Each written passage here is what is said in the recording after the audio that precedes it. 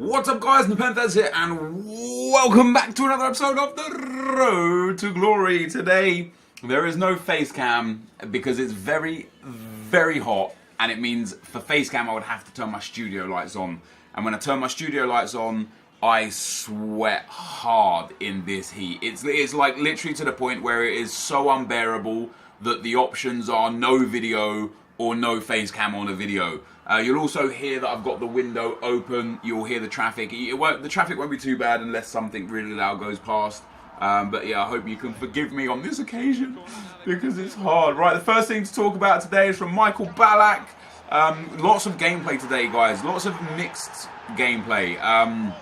So enjoy what you see.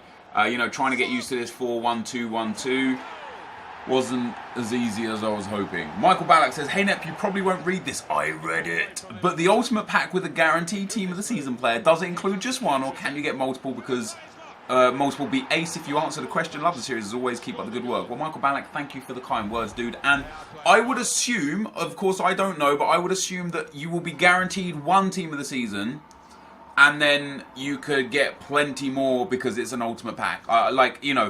It's just a regular pack with a guaranteed team of the season in it. So if you would have got 3 other team of the seasons as well, you will get 3 team of the seasons and another guaranteed team of the season. So yes, it is of my opinion that you could potentially get 2, 3, 4, 10, 20, 50. If all of the team of the seasons are in the pack, all the minor leagues and the major leagues, then I think, wait, I don't know, isn't it just, yeah. Oh, interesting actually. Yeah, I don't know. I don't know what the answer is. I don't know if it's you guaranteed one team of the season from any of the team of the seasons, and then only else what is in packs that week, which will be, I think, the EA SFC team of the season, or is it the day after, in which case you're going to get guaranteed one team of the season, then no more team of the seasons in the pack. This is interesting. So doesn't it come out in 8 days? It comes out on the 26th, right? The 28th, sorry. Which is in 9 days, which would be, it would be during the EA SFC team of the season. So I'm sure if it's during the EA SFC team of the season, I'm absolutely certain that you will also be able to pack EA SFC team of the season players in it, and then one random team of the season from anyone, anywhere. That would be my opinion. But I'd happily discuss this if people have got other ideas in the comment section. Jack Monsieur says, "Nep, in response to you saying Ronaldo isn't likely to leave because he has a contract with EA, I think the reason he apparently wants to leave is just because of tax issues. They only started last week. The journey has been in development for over 6 months. Just a thought, keep up the good work." I think there was a few comments like this. I think people just misinterpreted what I said. Just a minor misinterpretation that I'd like to kind of, I guess, clear up. I didn't say that Ronaldo isn't likely to leave because he has a contract with EA. That would be absurd. No player would stay with a club because of a video game. What I said is that I would find it unlikely that EA would enter into a contract with Ronaldo knowing that he would be leaving. So in that sense, I would find it more accurate that he would be staying, because there's no way that EA would say, oh, let's, knowing, if they knew he had doubts of leaving, that they would enter into a contract with him. You say the journey has been in development for over 6 months. That may well be the case, but if he's got tax issues, he's probably had tax issues for well in excess of 6 months too. So, these murmurings are only coming out now. For me, it doesn't seem like it's logical. That's all I would say on that one. Warris Laney says, alright, this is a long comment, so we're going to get through this one. "Hey Nepo, just wanted to know if you think the way SBCs handled at the start of the year was the way they should be now. For example, now we haven't had a standalone SBC in ages, just the same upgrades, marquee matchups every week, although the Team of the Week pack twist was good, and the League SBCs. But at the start of the year, every few days would have a new one. Around the time Barry had his milestone SBC, I remember EA released an SBC for a coin reward, which all you had to do was trade in a bronze team. Little things like this help keep the community active, and I believe the SBC, even with this small, every 3 to 4 days, would stop FIFA becoming stale. Hope that makes sense. Best of luck next few months and beyond, bro." Well, thank you, Warris, for the kind words. And I wouldn't normally address this because I've spoken about this a fair bit, but it's got so many thumbs up that there's obviously a lot of faces and ears that haven't heard what I have to say on this this scenario. First things first, I'm actually going to make a video for my main channel in the next few days on like 10 SBCs that I think we would love to see. I think that'd be pretty fun to do, and then maybe talk to the community about more. But yeah, look, the first thing that I want to say is, and I made a video on this as well, like a video dedicated, a Road to Glory dedicated to talking about this. The first thing I want to say is, I am utterly disappointed with EA and Team of the Season. There is just nothing new. If we take into consideration what we had last year we had promo packs. Last year we had tournaments that offered players as rewards, and last year we had a major Team of the Season every 7 days and a minor Team of the Season in between those every 7 days. Which means EA had a huge opportunity this year to give us something new through Foot Champions and through SBCs.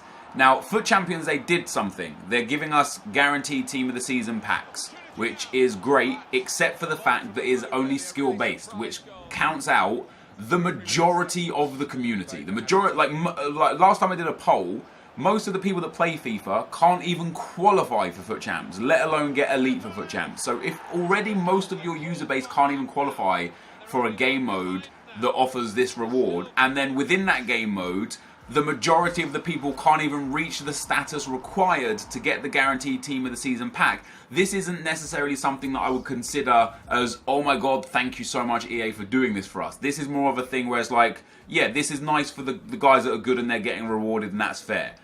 You know, that's fair. But saying that, even then, even if it wasn't guaranteed Team of the Season packs, we've been getting guaranteed Team of the Week packs all year, so that's neither here nor there. SBCs, for me, were definitely the area that EA could have made Team of the Season absolutely special this year. And I mean special. You know, like they could have done premium SBCs every week for a player that missed out on Team of the Season that probably deserved it. Much like they have done with the Daily Knockout Tournament, but again, that's skill-based to earn it.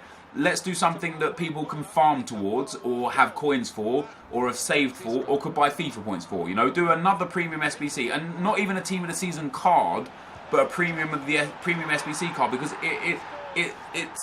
it would be shocking to me if by the end of FIFA 17 EA have used the premium SBCs for just 3 players that are decent players but no better than current Team of the Season players for very valuable prices. And I kind of just sit there and think, what's the point of even having it if you're just going to use that feature one time throughout the whole year? What would be the point? So I agree with that. But to go back to what Warris is saying, yeah, at the start of the year, they were doing things for everything. They had a lot of fun SBCs. They had a lot, you know, the beginner and advanced SBCs. They had the league SBCs. They had the Futmas player SBCs were fantastic. They had the Foot birthday SBCs. You know, the ones where you could get coins. They had the St. Paddy's Day pot of gold SBCs. There was just so much they could have done. And you are so right. Right now, we don't get anything. Other than potential marquee matchups once a week, which is just a bit tragic now because it offers such poor pack rewards. You get value for those pack rewards. You know, you spend 30 to 50,000 coins and you'll get 100,000 coins worth of packs. But because pack weights right now are so bad, and because just generally, unless you pack a huge Team of the Season, you're not going to even make money back. Even if you spent 30 to 50,000 coins on 100,000 coins worth of packs, it's very likely that you would end up losing money on that. You know, you probably only gain 20 to 30,000 coins back unless you hit something big, because of how bad cards are selling for right now. You know, like most cards are just bottomed out for prices. Most gold cards, like Ian Robben, is like 18,000 coins for an 87 rated player. So you could even spend 40,000 coins on you know, marquee matchups SBC. You could pack Ian Robben among other things, and you still might not make your money back. So yeah, I also think that they had an opportunity for Team of the Season to do something fun with draft. So every time you win a draft, now, you know, literally just change the draft rules and make people decide whether or not they want to play it. Have it so that for winning the draft, you get a guaranteed Team of the Season untradeable pack as well as the rewards. You know what I mean? And in the other 3 rounds, you have a chance of a guaranteed Team of the Season untradeable pack as well as a reward. So if you lose in the first round, you have, say, a 10% chance that you also get a guaranteed untradeable Team of the Season pack. If you lose in the second round, you have a 25% chance. If you lose in the third round, you have a 50% chance. If you lose in the 50% chance. If you lose in the final, you have a 75% chance. And if you win the final, you are guaranteed a Team of the Season untradeable pack. How amazing would that have been? They would have been untradeable. It would have made it would have made an impact on the market for sure, because it would have meant that people wouldn't have had to buy them. But make the Team of the Season pack from any Team of the Season. So you can get, you know, the worst players. You can get silver Team of the Season, or a bronze Team of the Season, or a good gold, or a bad gold, a gold that's worth 20k. And then to negate the fact that there are going to be an excess of Team of the Season cards, make a guaranteed Team of the Season untradeable and a guaranteed Team of the Season tradable SBC. So that way, for an untradeable guaranteed Team of the Season, you have to put in 4 untradeable Team of the Season cards, and an 84 rated squad. Boom. Or, not 4 untradeable Team of the Season cards, but 4 Team of the Season cards and an 84 rated squad. Boom. Job done. You get a guaranteed 87 plus tradable, untradeable Team of the Season, and then do a tradable guaranteed Team of the Season where you have to put in, say, 6 Team of the Seasons in an 84 rated squad, and you get a tradable 87 plus Team of the Season. That way it would negate the difference of the draft giving out all these extra Team of the Season cards. Right? Why not do something like that? Give back to the community. I don't understand. I just don't understand the lack of anything in this Team of the Season. Like, it's just been dead. It's been so boring. There's just no desire. And interestingly enough, as much fun as I've had with these upgrade packs, the Calcio A, right now the Calcio A Premium and regular upgrade packs, as much fun as they've been hugely detrimental to the value of Team of the Season cards. You see, like, I expected Team of the Season cards to be relatively affordable over the grand scheme of things, based on the value of the highest rated informs that were available, or the highest rated special cards that were available. I expected someone like, for example, Alexis Sanchez.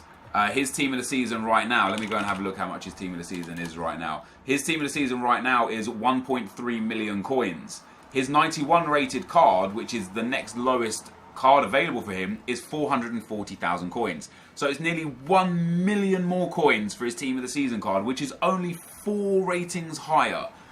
And Sanchez's inform card went as low as 350,000 coins. So based off the fact that Sanchez, his lowest point was 350, I was sitting there thinking, man, his Team of the Season might be worth 800,000, maybe 700 to 800,000, but no, it's double that price. And the reason why it's double that price is because of these SBCs. Because people are packing him untradeable, and it's meaning that card now cannot get put onto the market. So it just sits in someone's club forever. So instead of people putting their money and their coins into tradable packs, where these these players get continually used and then put on the market, bought by someone else, used and put on the market, so on and so forth. Now when somebody gets one of these players, they just have this player that they can do nothing with other than use it or not use it. So I think these packs that EA have put out, as fun as they've been, and as much as I've enjoyed them putting some special cards into my club for a lesser value, I actually think they've been detrimental to the Team of the Season market overall. So what I would have liked was, right now EA have got 11 commons for the 7.5k pack and 11 rares for the 25k pack. I think it would have been better if they did, say, 5 golds for the 7.5 untradeable, 11 commons for the 7.5k tradable, and then 5 rares for the 25k untradeable, and 11 rares for a 25k tradable.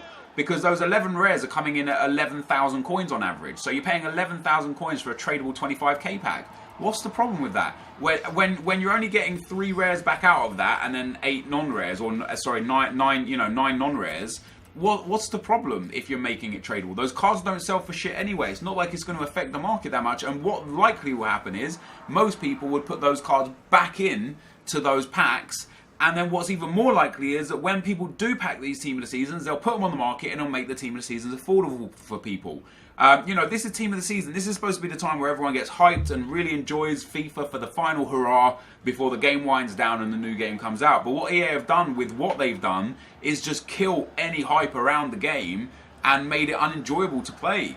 A man 24 says it doesn't matter if I use a team with regular Martial, Kane, Kante or Smalling, or a team with 90 Son, 91 Pogba, or team of the season Keane, I get the same amount of wins in FUT Champs. Is there even a point in grinding for special cards? And that's been the fight all year, I think, dude, hasn't it? You'll see a lot of the pro players are still using the bulk of the team that they were using in month 1. They're still using Hullet, they're still using Vieira, they're still using George Best, they're still using Kyle Walker and not Hector Bellerin and Chris Smalling. People are still using Kante, but just the better version of him. People are still using Pogba, but potentially the better version of him, and sometimes not. I know a lot of the dudes that finish in the top 100 are still using the gold Ronaldo, and a lot of people are still using that 94 Suarez. The bulk of most of the best teams are still the base of the teams that they were using back in the first 1 to 2 months of FIFA. And that, I think, speaks volumes about the fact that it really is about you and how you manage the game and not the team, so long as you have at least a competitive team. I'm not saying that you should just go and start using Danny Welbeck and, Gaston Ramirez as your 2 strikers because, oh, hey, NepentheZ told me that it's about skill, not team, because there are certain fundamentals for a team that you need, you know, stamina, skill moves, weak foot, things like that. They're important. Formation and tactics are important. But I think I've proven it week in, week out with my results. My results have always been within a very small bracket. Like, you know, worst case scenario, I'm looking at 26, 27 wins. Best case scenario, 32 wins. And that hasn't changed based on team. That's changed based on how I performed that weekend myself. So yeah, I would say, is there any point grinding for special cards? Probably not. But what I would also say is, instead of grinding, if you're doing good with that regular Anthony Martial and that regular Kante, don't bother going for team of the season King. Don't bother going for 90 Son or 91 Pogba. And if you've got those tradable cards in your club, sell them off and go and enjoy some of the lesser known players that will still give you the same job. Jorgensen, the striker, is great. Izquierdo is great for me. I like him a lot. Go and buy players. Dendonka. Go and build a pro league team and you know, fit around other players that you need for the best of the ability. Like, you know, like I say, there's no point taking like a centre back with 38 pace just because, oh, it's only player skill. You know, when it comes to something like that, it's important that you have the right foundation for a team. But as long as you've got the right foundation and as long as you've got the right balance in a team, go and experiment with players that you would never normally use, because I think you'll have a lot of fun. I really do think you'll have a lot of fun. We've got Mark Boyd says, "Sup Nepo, I'd just like to say I've utterly enjoyed," utterly is a great word, by the way, I thoroughly enjoy it. "I've utterly enjoyed every single episode of The Road to Glory this year. I know I speak on behalf of so many others, but we literally sit and wait for this all day long.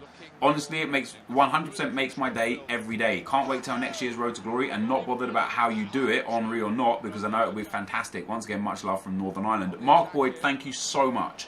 And to everyone that liked that comment and to everyone that shares the same thoughts as Mark Boyd, just thank you so much.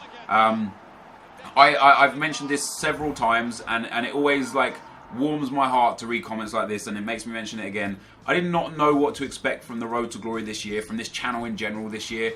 I kind of set my mind to a situation where potentially I would get 40 to 50,000 views per video throughout the bulk of FIFA, and then it would wind down to 30 to 20,000 views. That's what I kind of was prepared for. That's what I was going for. It's actually the case that the average video this year is 100,000 views. It's now winding down towards 50 to 70,000 views. And during the best time, it was well in excess of 100,000 views. You know, if you actually look at the most viewed videos on this channel, so many of these videos have got well in excess of 150,000 views. And I can't thank you guys enough for that. I know I'm the guy that creates the content. I'm the guy that plays the FIFA. I'm the guy that talks in front of the camera. But without you guys, I'm absolutely nothing. You know, I'm no one without you guys. And for that reason, I appreciate the fact that you continue to put your viewership and your faith in me, because there are a lot of content creators out there that are very good, and there is a lot of very good content out there. So the fact that even now, during one of the deadest times in FIFA, and again, that's largely due to EA and not due to the game itself, and EA like kind of just not giving us anything to turn the game on for. Even now, you guys still come here in your tens of thousands with a minimum of 50,000 people showing up per video. That, for me, is Like, honestly, that is more than I could have ever hoped for or imagined. And in these tough times during YouTube and ad revenue and you know, just financials, just in general in the social media sector, you guys show me that no matter what happens, I still have an audience. And that for me is amazing. I appreciate it very, very much.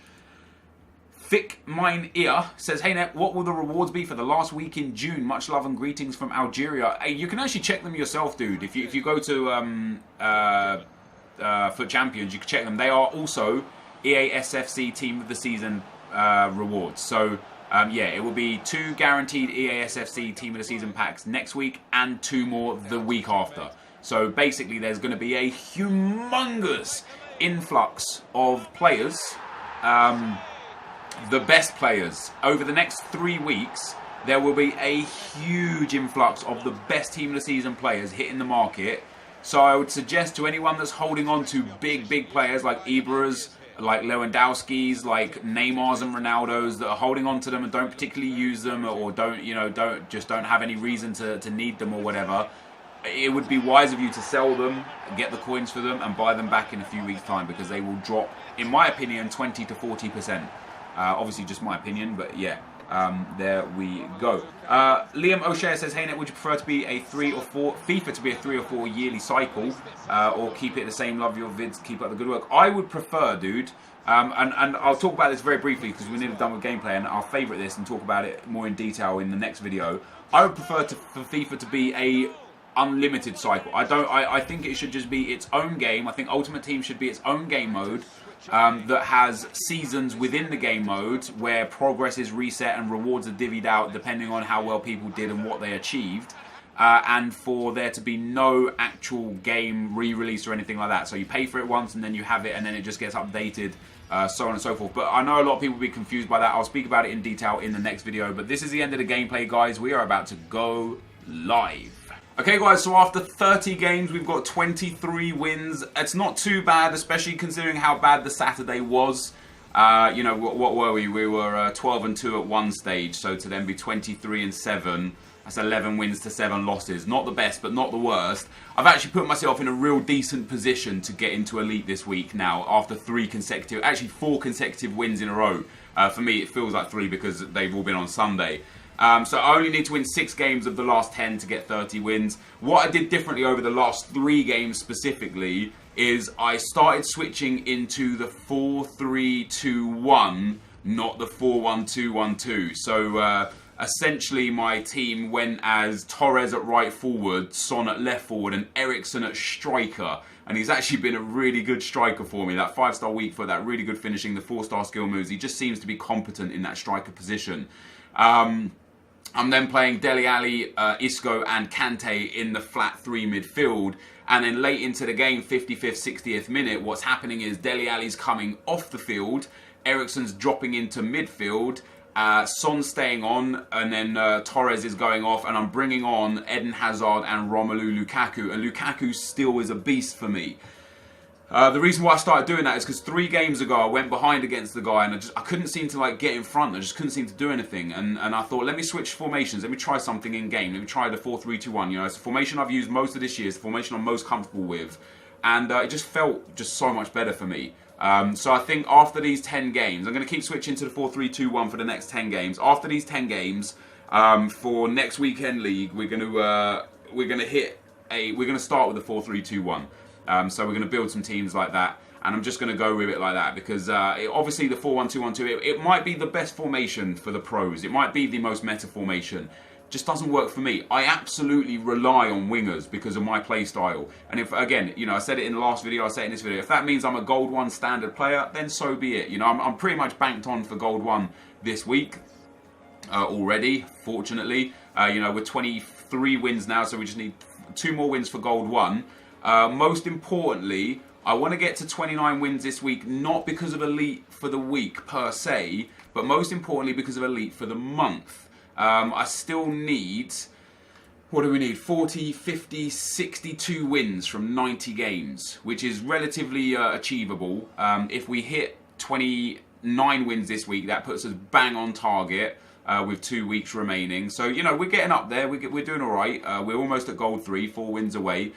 You know, with the fact that theoretically, because I'm 23-7, I've gone 8-2 out of a set of 10, 8-2 out of a set of 10, and 7-3 out of a set of 10. And I only need to get 6 wins out of the next 10 to get elite. So I could have a theoretical bad final 10 and still manage to get myself to 28 wins, even if I only won 50% of the games. I would expect a little bit better of that from myself. I'd expect to win potentially around 65 to 75% of the games, which is what I typically win. So 6 to 7, maybe up to 8 wins is kind of what I will be looking for. But mostly just 6 wins. 6 wins out of 10 games. Seems reasonable, sounds reasonable. I don't know if we can do it. But this, though, guys, is going to be the end of the video. If you did enjoy it, be sure to leave a like, rating, comment, and subscribe to my channel if you haven't already. But for now, guys, I'm out. Peace.